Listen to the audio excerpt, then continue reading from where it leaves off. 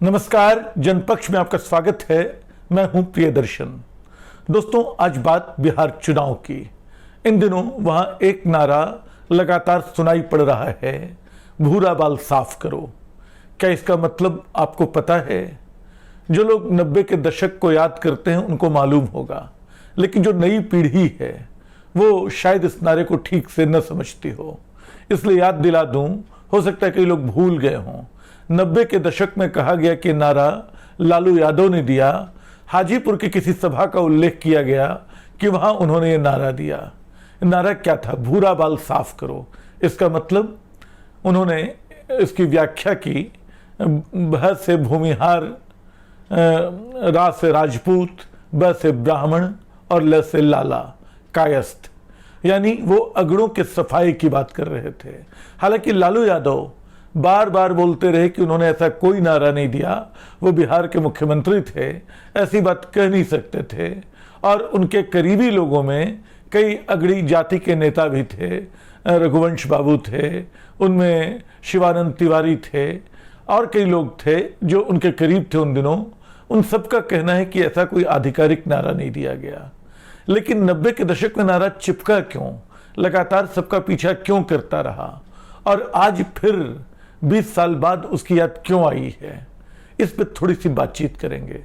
देखिए, 1990 में जब लालू यादव ने बिहार की कमान संभाली तो बिहार में सामाजिक उथल पुथल बड़े पैमाने पर चल रही थी, जो लोकतंत्र से बाहर वहां तरह तरह की झड़पों में, तरह तरह के नरसंहारों में दिख रही थी। 70 का जो दशक था, बंगाल की नक्सल क्रांति से प्रभावित बहुत सारे नौजवान, खासतौर पर पिछड़ा जमातों के, वो हथियार उठा रहे थे। इत्तेफाक से बीच में जेपी का दौर आया, संपूर्ण क्रांति का नारा आया और इमरजेंसी आई, जिसके खिलाफ तमाम देश की तरह बिहार के लोग सड़कों पे उतरे, बिहार के नौजवान सड़कों पे उतरे। लेकिन जो सामाजिक संघर्ष थे, जो सामाजिक टकराव थे, वो रुके नहीं। 1977 में आपको बेलछी की याद होगी, एक गांव की जहां 11 दलितों को मार दिया गया था। उस गांव में इंदिरा गांधी इमरजेंसी में बुरी तरह चुनाव हारने के बाद, इमरजेंसी के बाद के 1977 के चुनाव हारने के बाद अपनी वापसी की जो कोशिश की थी, वो हाथी पे बैठ के बेलछी गई थी दलितों के दुख दर्द में साझा करने के लिए। तो ये नरसंहार लगातार चलते रहे। वो सिलसिला 77 से और उसके पहले से शुरू होके 97 तक चलता है। आपको दनकौर बिहटा की याद होगी, लक्ष्मणपुर बाथे भूला नहीं जा सकता है, बथानी टोला भूला नहीं जा सकता है। इन सब के अलावा भागलपुर के दंगे 1989 में हो चुके थे। इन सब के बीच मंडल कमीशन आया था। ये सच है कि 60 के दशक में जो समाजवादी राजनीति परवान चढ़ी थी, उसने कई पिछड़े दलों के नेता, पिछड़े वर्गों के नेता दिए थे।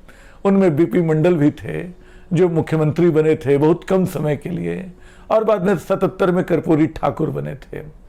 बीपी मंडल ने बाद में पिछड़ी जातियों को जो नौकरियों और शिक्षा में आरक्षण देने की सिफारिश की, जिसको हम लोग मंडल आयोग की सिफारिश के नाम से जानते हैं, वो बीपी मंडल बिहार के मुख्यमंत्री भी बने थे। लेकिन इन पिछड़ा नेताओं के अलावा, पिछड़ी जाति के नेताओं के अलावा बिहार की राजनीति पे सवर्णों का कब्जा था। बिहार की जमींदारी उन्हीं के हवाले थी, जमीन को लेकर झगड़े होते थे और जातिगत नरसंहार होते थे। लालू यादव इन्हीं के बीच बने और इन्हीं के बीच उन्होंने पिछड़ों को एक नई ताकत देने का काम किया। ये सच है कि उन्होंने भारतीय राजनीति के मुहावरे को हमेशा हमेशा के लिए, कम से कम बिहार के मुहावरे को तो बदल दिया। उनको भदेस कहा गया, उनको मस्खरा कहा गया। लेकिन उन्होंने ये बात बहुत साफ कही कि राजा हमेशा रानी के पेट से पैदा नहीं होगा। उन्होंने कहा कि 20 साल तक वो राज करते रहेंगे। हालांकि आने वाले वर्षों में सामाजिक क्रांति की जो एक उम्मीद की तरह वो उभरे थे, अचानक एक नई यथास्थिति के शिकार हुए। पहले भ्रष्टाचार के आरोप लगे, फिर परिवारवाद के आरोप लगे।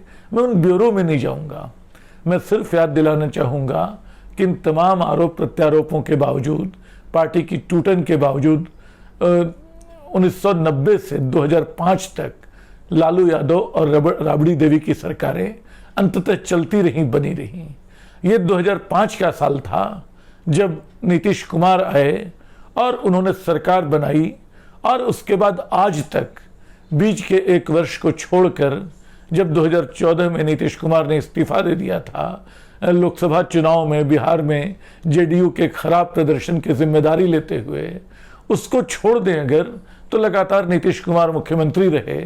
और उस दौर में जीतन राम मांझी, जो 1 साल का समय था, उस दौर में जीतन राम मांझी मुख्यमंत्री बने। तो ये स्थिति है, इसमें भूरा बाल कहाँ आता है? असल में लालू यादव ने जो मुहावरा दिया था, भूरा बाल साफ करो, बिहार में अगड़ा राजनीति को खत्म करो, इसको प्रतीकात्मक ढंग से समझें तो हम पाएंगे कि वाकई बिहार में एक तरह से भूरा बाल साफ हो गया था। क्योंकि 1990 के पहले के 10 साल आप देखिए तो आप पाएंगे कि 10 साल में बिहार में 5 मुख्यमंत्री बने, और उन 5 मुख्यमंत्रियों में एक भी पिछड़ा नहीं था। मैं आपको सूची बता देता हूं। लालू यादव से ठीक पहले जो बिहार के मुख्यमंत्री थे वो जगन्नाथ मिश्र थे, और जगन्नाथ मिश्र से पहले सत्येंद्र नारायण सिन्हा थे, उनसे पहले भागवत झा आजाद, उनसे पहले बिंदेश्वरी दुबे, उनसे पहले चंद्रशेखर सिंह, और उनसे भी पहले जगन्नाथ मिश्र।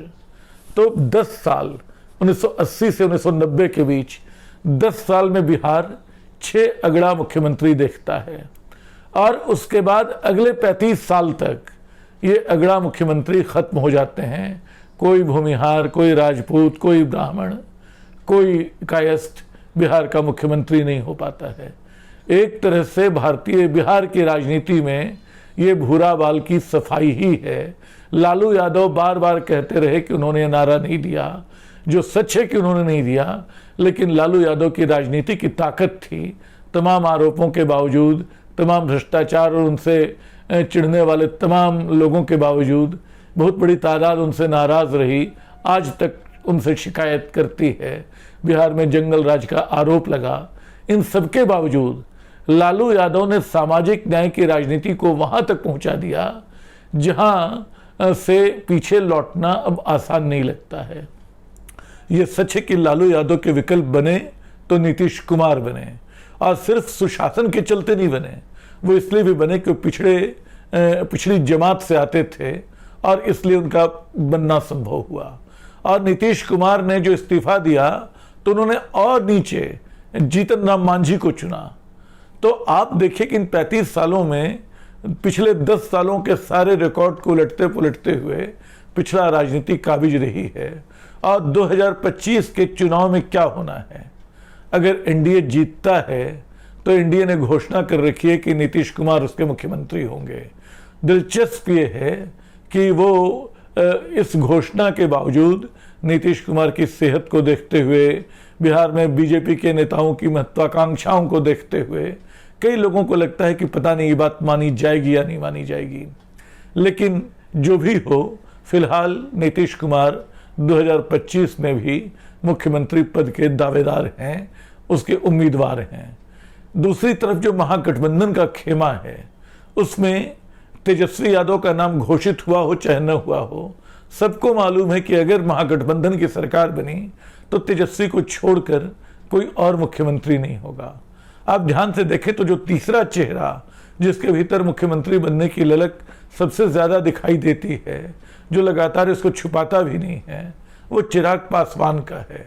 चिराग पासवान चाहे नीतीश हो चाहे तेजस्वी हों, दोनों से मुकाबले में जुटे हैं। यानी पिछड़ा राजनीति वहां परवान चढ़ रही है लगातार। लेकिन फिर ये भूरा बाल की बात कौन कर रहा है? भूरा बाल की बात कहते हैं कि गया के एक चुनाव क्षेत्र के विधायक की सभा में, शायद रणजीत यादव नाम था उनका, किसी ने उठाया था फिर से भूरा बाल साफ करने का नारा। और उसके बाद मंगनी लाल मंडल जो बिहार आरजेडी के प्रदेश अध्यक्ष हैं, उन्होंने भी कहीं ये बात कही। इसके बाद आनंद मोहन चले आए ये बताने के लिए कि देखो इस बार भूरा बाल किंग मेकर होगा। ये सच है कि इन तमाम पार्टियों में कई नेता ऐसे हैं जो पिछड़ी जमातों से आते, जो अगड़ी जमातों से आते हैं। खुद ललन सिंह जो जेडीयू के बड़े नेता हैं, या संजय झा जो अभी कार्यकारी राष्ट्रीय अध्यक्ष हैं जेडीयू में, आरजेडी में मनोज झा उनके सबसे प्रबल प्रवक्ता, बीजेपी में भी आपको एक पूरी कतार है ऐसे नेताओं की, मंगल पांडे सहित, सम्राट चौधरी सहित, जो अगड़ा नेतृत्व के नुमाइंदे हैं। तो ऐसा नहीं कि अगड़ा नेतृत्व नहीं है, लेकिन क्या वो सरकार बनाने में सबसे इम्पॉर्टेंट भूमिका अदा करेगा, ये तो चुनाव बताएंगे। लेकिन ये साफ है कि आप भले किंग मेकर बनने की का तुमार बांधे रखें, किंग तो बनेगा तो पिछड़ी जातियों से ही दिखाई पड़ रहा है। तो लालू यादव ने कहा हो चाहे न कहा हो, बिहार में एक तरह से भूरा बाल की प्रतीकात्मक सफाई हो चुकी है। अगड़ा राजनीति को तत्काल वहां कमान मिलने नहीं जा रही है। ये एक सच्चाई है जो अगड़ी राजनीति के पैरोकारों को समझ लेनी चाहिए। लेकिन इससे जो पिछड़ा राजनीति है, तेजस्वी या जो भी उसके नुमाइंदे हैं, उन सबके ऊपर जिम्मेदारी और बड़ी हो जाती है, क्योंकि ये सिर्फ रिवर्स मंडल नहीं होना चाहिए जो हो चुका है। ये सिर्फ एक नई यथास्थिति का निर्माण नहीं होना चाहिए। अगर आप वाकई बिहार को नई दिशा में ले जाना चाहते हैं तो अगड़ा पिछड़ा के इस फर्क को कम से कम करना होगा, इसको ज़्यादा से ज़्यादा पाटना होगा। लेकिन दोहराने की ज़रूरत है कि इस काम में जितनी पिछड़ा नेतृत्व की, जितना पिछड़े वोटरों की ज़रूरत है, उतनी ही बड़ी भूमिका अगड़े वोटों की, अगड़े मतदाताओं की, अगड़े लोगों की मानसिकता बदलने की भी है। मुझे उम्मीद है वीडियो आपको पसंद आया होगा। आप इसको लेकर अपनी राय दें। शुक्रिया।